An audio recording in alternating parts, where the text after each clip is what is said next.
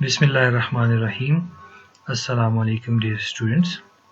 Programming fundamental की lab 6 में हम आपको खुश आमदीद कहते हैं। Dear students, here are the contents of today lab. First of all, we're going to discuss about if-else statements, then logical operator, and then unary not operators. Dear students, in our last lab, we have briefly discuss decision structures. If statement. We have seen that if structure executes its block of statements only when the condition is true. Otherwise, the statements are skipped. We only discuss the scenario when your condition is true. Now, think what happens if the condition in the if statement is not true. अगर हम अपनी last lab की जो practice है या उसमें जो हमने जो प्रोग्राम जो है वो एग्जीक्यूट किया था, तो उसमें अगर हम देखें तो उसमें हमने ये कहा था कि if Aamir age is greater than Amara age then display Amar is older than Amara. Now think what happened if the condition in the if statement is not true.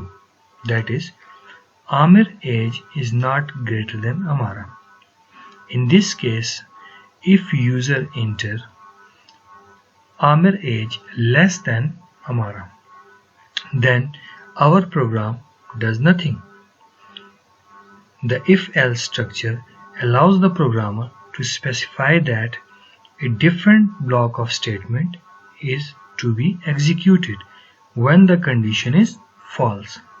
तो उसमें हमने डियर स्टूडेंट देखा था कि अगर कंडीशन ट्रू है तो तब स्टेटमेंट और ब्लॉक ऑफ स्टेटमेंट्स जो हैं वो एग्जीक्यूट हो रही थी, बट लेकिन अगर कंडीशन जो है वो फॉल्स हो जाती थी तो उसके अगेंस्ट आपकी जो स्टेटमेंट्स हैं वो स्किप हो जाती थी, कोई स्टेटमेंट जो है वो एग्जीक्यूट नहीं होती थी।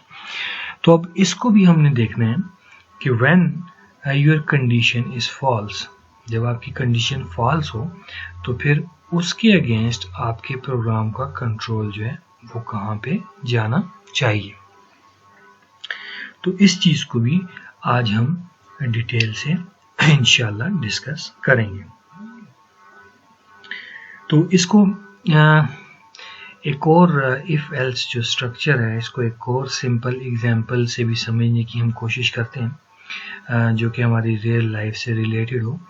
तो डियर स्टूडेंट, जैसे कि हम एग्ज़ाम में देखते हैं, अगर हम एफएससी लेवल तक जो एग्ज़ाम्स होते हैं तो उसमें जो स्टूडेंट्स पास होते हैं तो उनके मार्क्स जो पासिंग क्राइटेरिया जो होता है वो ग्रेटर देन 33 मार्क्स होते हैं। तो चले हम उसको देखते हैं कि वहाँ पे आपके पास जो कंडीशंस होती है, जो सिनेरियो होता है कि जिस स्टूडेंट के मार्क्स जो हैं, अगर स्टूडेंट के मार्क्स जो हैं वो ग्रेटर देन 33 हैं तो तब वो पास है, वरना वो फेल है। अब लेस देन लाजमी बात है, जब लेस देन 33 मार्क्स होंगे तो लाजमी बात है आपका स्टूडेंट जो है उस सब्जेक्ट्स में फेल होगा। तो डियर स्टूडेंट्स, ये जो वरना का लफ्ज जो आया है तो यही आपका एल्स पार्ट है। अगर कंडीशन ट्रू है तो इफ के अंदर जो ब्लॉक ऑफ स्टेटमेंट्स लिखी हैं वो एग्जीक्यूट होंगी, अगर कंडीशन फॉल्स है तो फिर आपका प्रोग्राम का जो कंट्रोल है वो एल्स पार्ट में चला जाएगा और वहाँ पे आप जो ब्लॉक ऑफ स्टेटमेंट्स या वन स्टेटमेंट्स या ब्लॉक ऑफ स्टेटमेंट्स आपने लिखी होंगी जिनको आप डिस्प्ले करवाना चाहते हैं तो वो एग्जीक्यूट हो जाएंगी। Dear students, before we are going to study briefly about if else structure, उससे पहले जो है हम लॉजिकल ऑपरेटर्स जो हैं in you can remember that in last in our last lab we briefly discussed and used the relational operators, and today we are going to discuss about logical operators. In last lab we already discussed and used relational operators, and today we are going to discuss logical operators.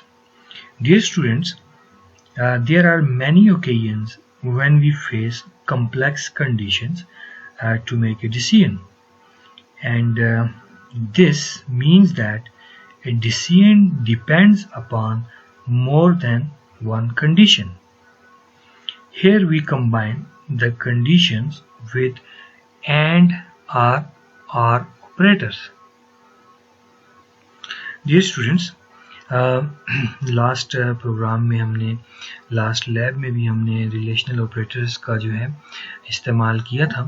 तो अब relational expressions जो हैं उनको extend करने के लिए हमें कुछ लॉजिकल कनेक्टिव जो हैं वो भी चाहिए होते हैं। That means how to connect to different relational expressions.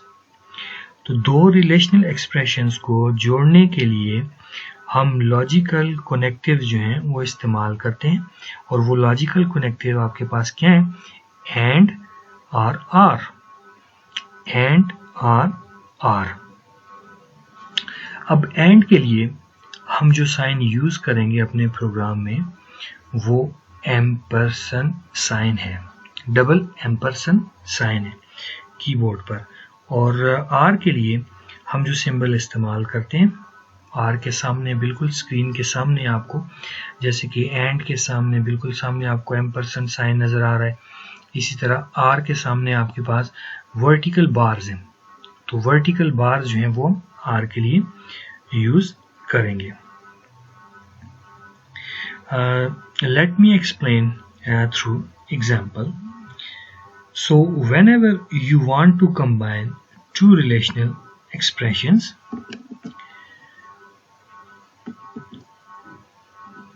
you use if x is greater than y and z is greater than a। अब इस स्टेटमेंट्स को तो सी लैंग्वेज में आप इसको ऐसे लिखेंगे जैसा कि आपको स्क्रीन पर नजर आ रहा है। If parenthesis x greater sign y double ampersand z greater sign a parenthesis close. तो पहली कंडीशन जो एंड वाली है उसको हम इस तरह लिखेंगे, if x greater than y and z greater than a। यहाँ पे स्टूडेंट्स आपने एक बात याद रखनी है कि जब टू एक्सप्रेशंस के दरमियान जब आप एम्पर साइन यूज करते हैं तो किस सिचुएशन में आपके पास ये कंडीशन जो है वो ट्रू कंसिडर होगी। एंड परसेंट साइन जब भी आप यूज करेंगे तो इसके लिए ज़रूरी है कि आपके लेफ्ट और राइट जो दो एक्सप्रेशंस हैं दोनों का ट्रू होना लाजमी है। अगर दोनों ट्रू होंगी तो इट मीन्स के आपकी कंडीशन जो है वो ट्रू होगी। तो एम्परसेंड साइन जब भी आप यूज करेंगे तो इसमें ये कंडीशन तभी ट्रू होगी जब इसके लेफ्ट और राइट पे जो एक्सप्रेशंस हैं वो दोनों ट्रू होंगी, तो तब ये कंडीशन जो है वो आपके पास ट्रू होगी। इन अदर केस अगर आर का अगर हम केस देखें तो यहाँ पे आपको स्क्रीन पे नजर आ रहा है, if parenthesis open age greater sign 18 or height greater sign 5। अब यहाँ पे जब आप आर की कंडीशन में अगर आप देखें तो इस सिनेरियो में आपकी कंडीशन जो है वो कब ट्रू कंसिडर होगी। एंड में अभी थोड़ी देर पहले हमने डिस्कस किया कि आपके लेफ्ट और राइट दोनों साइड्स में जो भी एक्सप्रेशंस हैं उनका ट्रू होना ज़रूरी है, जबकि आर में क्या है कि आपकी लेफ्ट या राइट दोनों में से कोई भी एक्सप्रेशन जो है अगर वो ट्रू है तो आपकी कंडीशन जो है वो ट्रू कंसिडर होगी। Dear students, now let's talk about else part or if else statements. अब यहाँ पे स्क्रीन पे आपको नजर आ रहा है कि अभी तक हमने जो प्रोग्राम बनाया था वो सिंपल इफ से बनाया था. आज हम इफ्स के साथ उसका एल्स पार्ट जो है उसको भी डिस्कस करेंगे और इसके साथ इसकी एग्जांपल जो है उसको भी देखेंगे और उसको रन भी करके देखेंगे. तो पहली लाइन में स्टूडेंट्स आपको नजर आ रहा है इफ पैरेंथेसिस, उसके बाद condition, close parenthesis, then braces, start braces, then block of statements. तो पहले आपके पास इफ जो है उसकी ब्लॉक ऑफ स्टेटमेंट्स हैं. अब ये कब एग्जीक्यूट होंगी? When your condition is true. तो आपका जो प्रोग्राम का कंट्रोल जो है इफ के अंदर जो आपने इस ब्लॉक ऑफ स्टेटमेंट्स लिखी हुई है वो एग्जीक्यूट होंगी. सपोज आपके पास जो कंडीशन है वो फॉल्स हो जाती है, तो फिर आपका जो कंट्रोल है प्रोग्राम का वो एल्स पार्ट में चला जाता है और फिर एल्स के अंदर आपने जो ब्लॉक ऑफ स्टेटमेंट्स जो लिखी होती हैं वो एग्जीक्यूट होती हैं. Now let's see the example of if else block. You can see code in your screen. You already know the first three lines of this program, and then in main program there are two variables, Amir age and Amara age. Then we initialize them with 0, and then we are going to prompt some message, please enter Amir age, and then by using cn statements we assign values to Amir age, and similarly next prompt and then Amara age. इसके बाद आप जो आज की lab में हम समझना चाहते हैं इफ एल्स स्ट्रक्चर को, इफ एल्स स्टेटमेंट जो है उसको जो हम समझना चाहते हैं अपने प्रोग्राम में. तो डियर स्टूडेंट, ये वही एग्जांपल है जो अब लास्ट लैब में हमने इसको एग्जीक्यूट किया था. अब यहाँ पे सिर्फ थोड़ा सा डिफरेंस ये है कि वहाँ पे एल्स पार्ट हम नहीं यूज़ कर रहे थे, जबकि यहाँ पे हम एल्स पार्ट को भी यूज़ कर रहे हैं. वहाँ पे क्या था कि अगर आमिर की एज जो है वो ग्रेटर देन हमारा एज थी तो आपके पास जो ब्लॉक ऑफ स्टेटमेंट्स हैं वो एग्जीक्यूट हो जाती थी. अगर आप आमिर की जो एज है यूज़र जो है वो लेस देन हमारा एज अगर वो दे देता था तो फिर उसके अगेंस्ट कोई भी एक्शन परफॉर्म नहीं होता था. आपकी स्टेटमेंट्स जो है ये ब्लॉक ऑफ स्टेटमेंट्स जो है वो एग्जीक्यूट नहीं होती थी. लेकिन अब यहाँ पे क्या हो रहा है कि अगर आपके पास कंडीशन जो है if Aamir age greater than हमारा एज, तो उसके अगेंस्ट अगर आमिर की एज जो है वो हमारा एज से ज़्यादा है तो क्या डिस्प्ले होगा? आमिर इज ओल्डर देन हमारा. सपोज यूज़र अगर यहाँ पे आमिर की जो एज है वो अगर लेस देन हमारा एज दे देता है तो फिर प्रोग्राम का जो कंट्रोल है वो एल्स पार्ट में जो आपने स्टेटमेंट्स जो हैं वो एग्जीक्यूट करवाना चाह रहे हैं या ब्लॉक ऑफ स्टेटमेंट्स जो हैं तो वो एग्जीक्यूट्स होंगी और उसके अगेंस्ट क्या प्रिंट होगा? Aamir is younger than or of the same age as हमारा. तो एल्स जो है वो एल्स पार्ट जो है वो आपका क्या होगा? एग्जीक्यूट होगा in case of your condition is false. Dear students, there is another logical operator that is not equal to. So let's see how we use this operator in our program, and you can see on the screen if parenthesis open Amir age not equal to Amara age. See out. फिर क्या होगा? तो इसके साथ जो आपके पास simple output statement ये बनती है कि आमिर एंड अमारा एजेस आर नॉट इक्वल। तो नॉट इक्वल जो है, नॉट इसके लिए कौन सा साइन है हमारे पास, एक्सक्लेमेशन साइन जो है अभी लास्ट टाइम भी हमने डिस्कस किया था। तो ये नॉट ऑपरेटर जो है उसके लिए हम क्या करते हैं, इसको यूज करते हैं। तो dear students, for the sake of completeness एक और आपको लॉजिकल ऑपरेटर जो है मैं आपको बताता चलूँ। जैसे कि पहले अभी हमने थोड़ी देर पहले हमने जो कनेक्टिव्स जो हैं, लॉजिकल कनेक्टिव्स जो हैं उनको डिस्कस किया, that is ampersand sign and और vertical bar are. Ampersand sign जो है एंड के लिए हम यूज़ करते हैं और आर के लिए जो है वो वर्टिकल बार यूज़ करते हैं।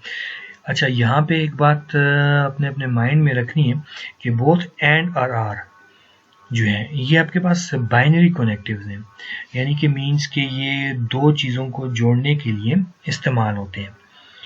तो यहाँ पर एक और ऑपरेटर है, that is called unary not operator. You can see on the screen not true equal to false and not false equal to true. Means यानी कि किसी भी रिलेशनल एक्सप्रेशन या उसके मतलब को इन्वर्ट करना हो तो उसके लिए आप नॉट ऑपरेटर्स का सिंबल लगाते हैं। और सी के अंदर, जैसे कि अभी थोड़ी देर मैंने आपको पहले बताया भी कि सी के अंदर इसके लिए हम एक्सक्लेमेशन का साइन जो है वो इस्तेमाल करते हैं। इसमें डियर स्टूडेंट, इसमें आपने एक और बात भी याद रखनी है कि जितने भी दूसरे यूनरी ऑपरेटर की तरह नॉट ऑपरेटर जो है वो आपके जो ऑपरेंड होते हैं उनको इफेक्ट नहीं करता, बल्कि आपका जो आंसर होता है, जो आपका जवाब होता है, उसको इफेक्ट करने के लिए नॉट ऑपरेटर को इस्तेमाल किया जाता है। डियर स्टूडेंट्स, लॉजिकल कनेक्टिव्स का अगर हम रियल लाइफ में एक और एग्जांपल देखें तो आपको समझाने के लिए हम एक और रियल लाइफ एग्जांपल जो है उसको हम डिस्कस करते हैं। सपोज आफ्टर एफएससी और inter you want to get admission in university, तो वहाँ पे हर डिपार्टमेंट से यूनिवर्सिटी का अपना एक एडमिशन क्राइटेरिया होता है, कुछ कंडीशंस होती हैं जो सेट्स की होती हैं। तो उसको हम देखते हैं कि कैसे हम डिसीजन स्ट्रक्चर में जो है उसको इम्प्लीमेंट करवा सकते हैं। यहाँ पे डियर स्टूडेंट्स, जैसे कि आपको स्क्रीन पे नज़र आ रहा है, इफ़ इंटर मार्क्स, आपके जो इंटर मार्क्स, अब क्राइटेरिया यहाँ पे ये है कि अगर आपने हज़ारा यूनिवर्सिटी में एडमिशन लेना है तो उसके लिए क्राइटेरिया ये है, ये क्राइटेरिया आपको पूरा करना होगा कि आपके इंटर के जो मार्क्स होते हैं तो वो ग्रेटर देन 55% से ज़्यादा होने चाहिए, और साथ ही साथ आपके जो टेस्ट मार्क्स हैं वो भी पासिंग मार्क्स से ज़्यादा या इक्वल होने चाहिए। तो तब जाके हज़ारा यूनिवर्सिटी जो है वो आपको वेलकम कहेगी। अब जैसे कि यहाँ पे अगर आप देखें, ऐसा भी नहीं हो सकता कि ठीक है जी, अगर आपके इंटर के जो मार्क्स हैं वो ग्रेटर देन 55 हैं लेकिन टेस्ट में आप फेल हैं तो फिर भी आपको एडमिशन नहीं मिल सकता। अगर आपके इंटर के जो मार्क्स हैं वो लेस देन 55% है और टेस्ट में बड़े अच्छे मार्क्स ले लिए आपने तो फिर भी नहीं हो सकता। क्यों? इसकी रीज़न ये है कि आप जो यहाँ पे इन दोनों एक्सप्रेशंस के दरमियान में जो ऑपरेटर यूज़ करें, that is ampersand sign, and operator को यूज़ करें। और एंड ऑपरेटर को हमने डिस्कस किया था कि एंड ऑपरेटर जो है ये तभी जब आप यूज़ करते हैं तो एक्सप्रेशंस के दरमियान, तो ये कंडीशन तभी ट्रू कंसिडर होती है जब इसकी लेफ्ट और राइट दोनों एक्सप्रेशन जो हैं वो क्या होंगी, ट्रू होंगी, तब जाके आपकी कंडीशन जो है वो ट्रू कंसिडर होगी। तो तब जाके आपको हज़ारा यूनिवर्सिटी जो है वो वेलकम कहेगी। सो डियर स्टूडेंट्स, ये तो थी आज की हमारी लैब। जिसमें हमने इफ़ एल्स स्ट्रक्चर जो है उसको हमने डिस्कस किया, लॉजिकल ऑपरेटर्स को डिस्कस किया और यूनरी नॉट ऑपरेटर जो है उनको डिस्कस किया। एज यूजुअल आपने अब क्या करना है कि जो प्रोग्राम हमने यहाँ पे आज की लैब में डिस्कस किया, आपने इस प्रोग्राम को उसी तरह अपने डेव C++ में इसकी कोडिंग लिखनी है और इसको रन करना है और आउटपुट और कोडिंग दोनों स्क्रीन जो है वो मुझे आपने सेंड करनी है till tomorrow 4 PM। Okay, thank you, अल्लाह हाफिज़।